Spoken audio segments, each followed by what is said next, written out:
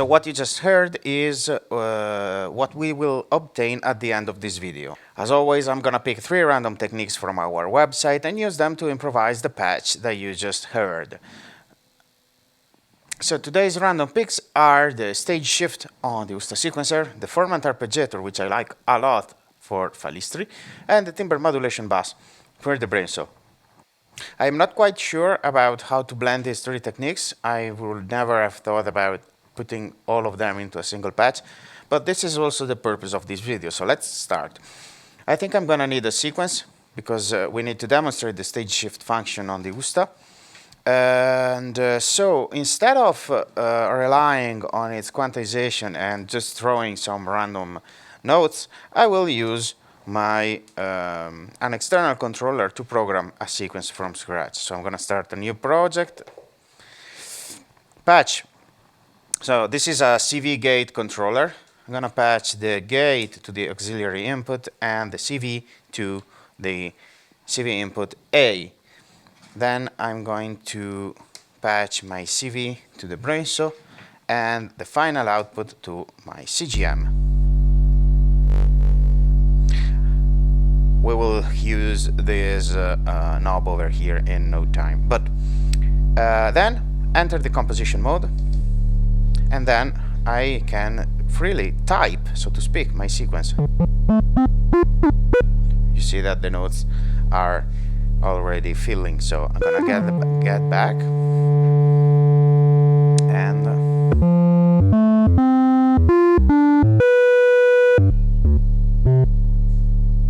so let's hear.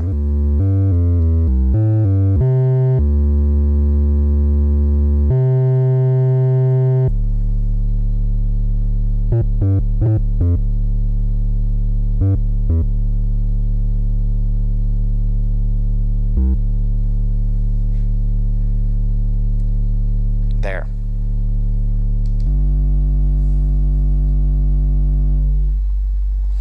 I am going to start with some gates straight to the ping input, set up a clock, I don't know, perhaps 128, but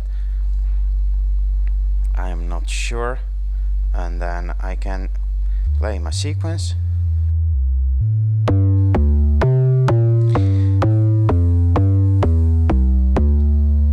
Now the cool thing of stage shift is that it shifts the values from their length. So I need to have a sort of a syncopated or at least an animated length structure in my patch. So I'm gonna rely on the overall length value here, so to keep a steady and consistent pattern length of 16, which can be this one. Let's hear how it sounds. Oh, this is quite slow, so I'm gonna speed up the ratio, make it 1:4.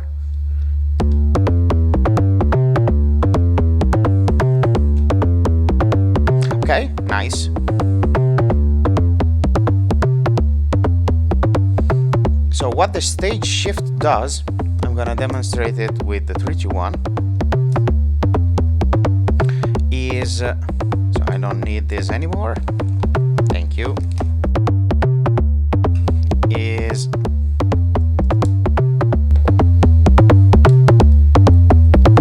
this stage shift. I'm gonna assign it to CVA, which is my DC offset coming from the 3-2-1 for now.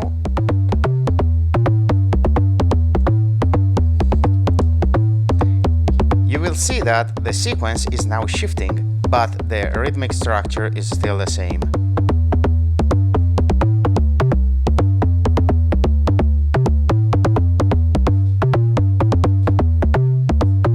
And if I move and if I change my CV fast enough, you will see the playhead moving around like crazy,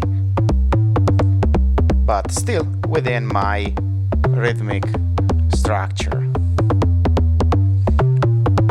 So this is the point of the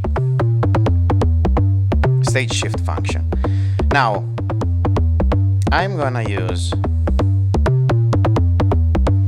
both BRENSO oscillators and now I need to, so I'm gonna route the same CV through the integrator over the green oscillator because I need them to stay somehow in tune and respond to the same CV. Another way of doing that would have been to copy this CV with the 333 and route it to the two inputs independently. I don't have a 333 in this system, and plus I may want to add some integration between them, but we will see. Anyway, on to the second technique, the timbre modulation bus. I'm gonna open this knob and route the green oscillator over this VCA to these 4 parameters here. Now it is quite unpleasant because I need to tune it, and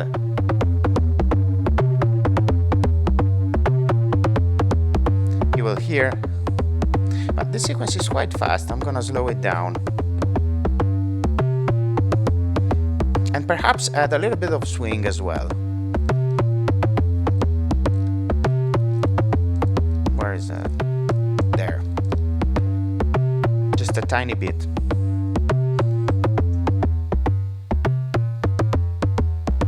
And then I'm gonna route the green oscillator, which I can let you hear. Oh, got a reverb already patched.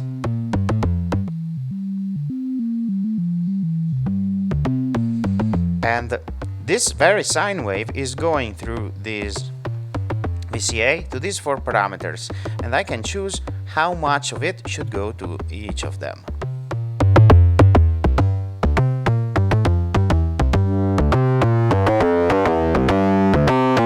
And we can play with other intervals.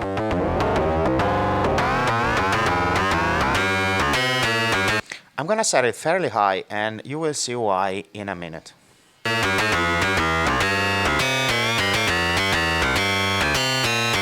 I can use this.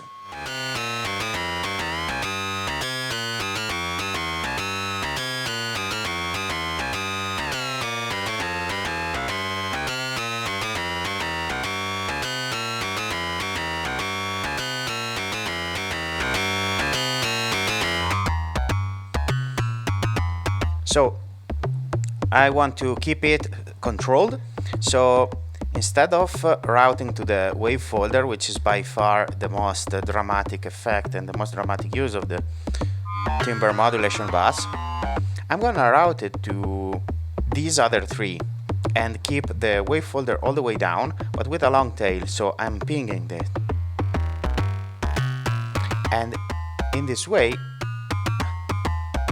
I add this sort of ringing function.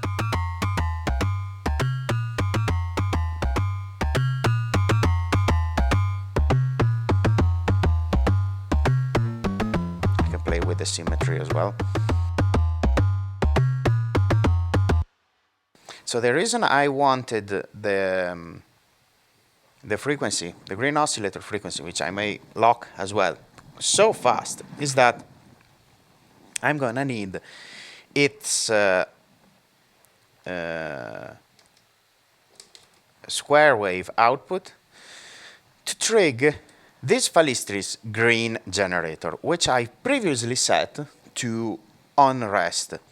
It is a switch on the back and lets you choose how the green generator should retrig. So by default, it is set to rise. So the same behavior as the yellow oscillator, which means that for every retrig that I can either perform manually or automatically, FALISTRI will force the generator to the rising stage. And if the stage is already rising, it will just keep rising. But if it is falling, it will immediately flip its direction. The other behavior, which you can see, it is already turned on because when it is set here, if you push this button and you don't see any LED, as in this one, it means that the switch on the back is already set on rest. This is a sort of little hack to tell how your Falistri should behave, well, how your Falistri actually behaves even in larger systems. So if you don't remember exactly how did you set, instead of unplugging all the modules, just check the LED behavior set when the envelope is set to transient. Anyway, back to our on rest. What happens now is that if the envelope did not reach the falling stage, Falistri will wait to retrig it until it has ended. So there is no inversion, there is no flip. And this is very interesting when we use it as at audio rate, because this is the behavior of the so-called Formant oscillator. I'm going to show you what happens. So I'm going to use the square wave output to trig this Falistri. I'm going to set the time scale to short and patch it. I don't need this anymore at the moment, at least, and patch it to my CGM.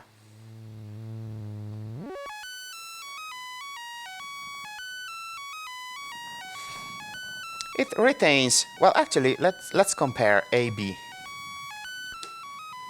I'm gonna set this to crossfade. So this is Falistri, this is BRENSO. The difference is that this is not CV controlled, so the time is absolute. I'm not changing the time, I'm just changing, sending some trigs. Now this is where the magic happens, because if I set this to a lower rate, so if the sum of my rise and falling stage is longer than the period of this waveform, since this is resetting on rest, it is going to skip a bit. And so translated to the audio range, this means that it will play an octave lower. So it is its frequency divided by 2. Or actually, you know what? Let's stop the sequence for a moment and here. So this is 1:1, same ratio. I'm gonna keep this to 50-50. 1 octave lower divided by 3. So it is should be sort of a fourth the octave below.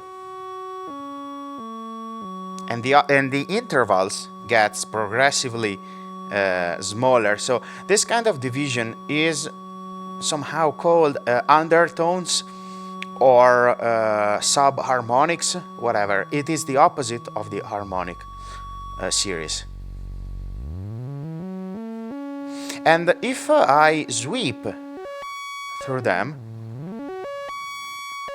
I obtain this sort of arpeggiator.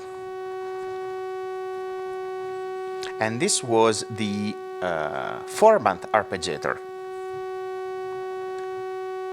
because I'm using Falistri as a Formant oscillator and play with it in this sort of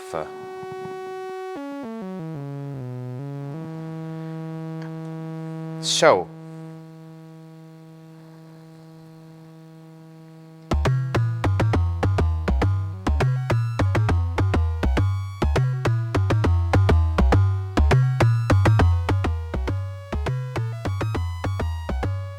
you see some weird intervals going on right now, right?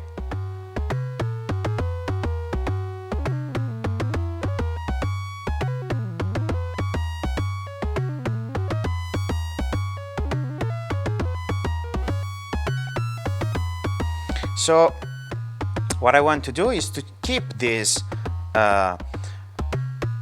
movement, and I can do that, for example, with another USTA track, and do the old school trick of setting a two-stage sequence and work with the CVB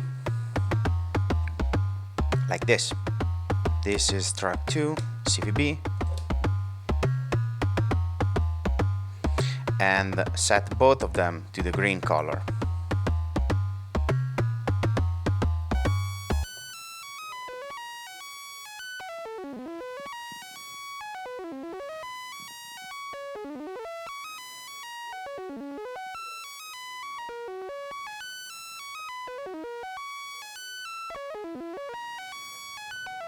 and I can set it faster.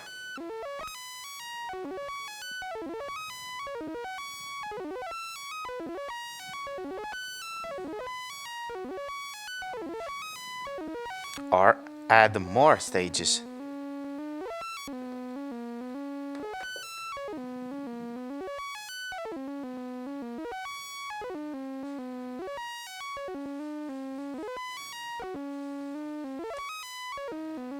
And actually it's better to keep this high.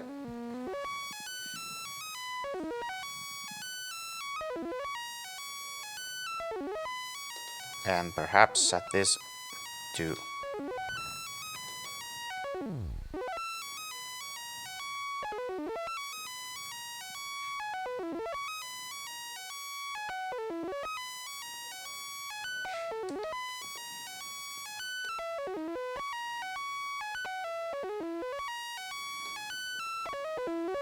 let's see how it pairs.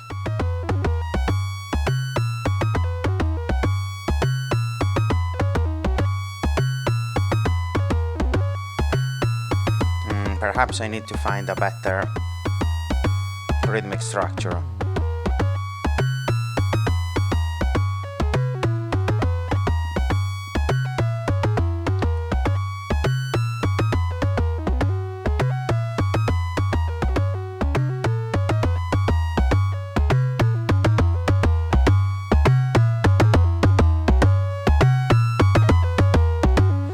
And we still need the stage shift function. So, which is still patched to this.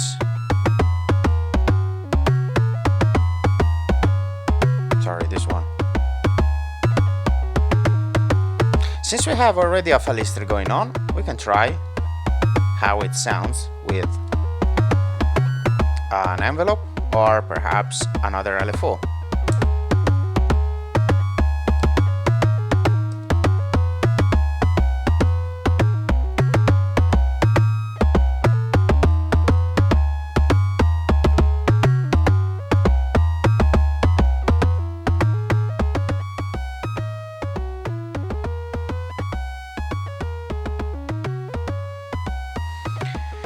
And perhaps I can try to bring this down.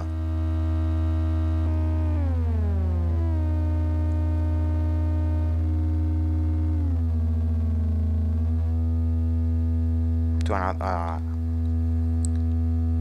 another frequency, something like this, and see.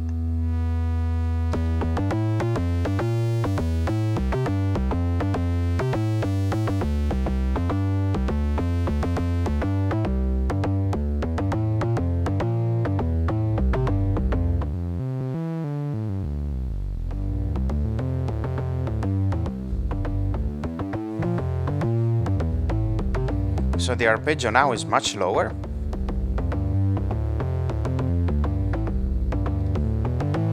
And create this sort of unpredictable overtones, undertones actually.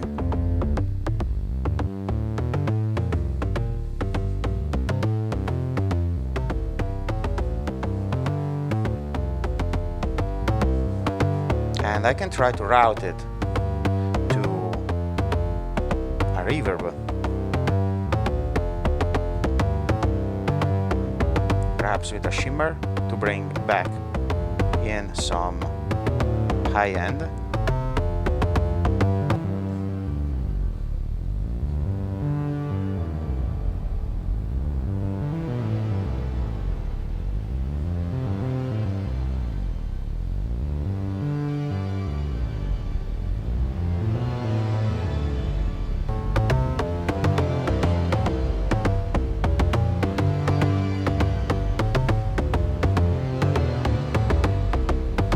I wanted to just make another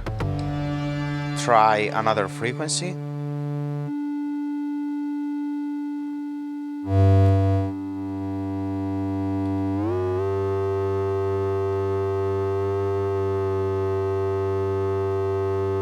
Like this one.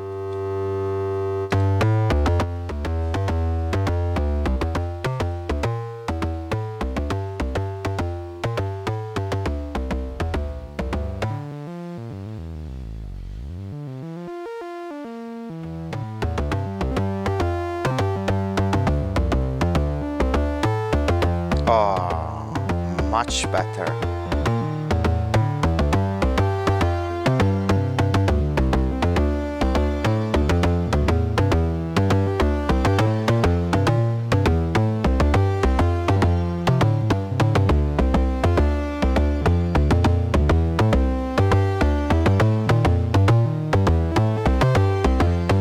I like it. I think that we can cap it here for today. I hope you had fun, and I will see you next time. As always, if you want to replicate this patch or try something else with the same techniques, I link to them in the description. Feel free to share the video with the FREP Ideas hashtag.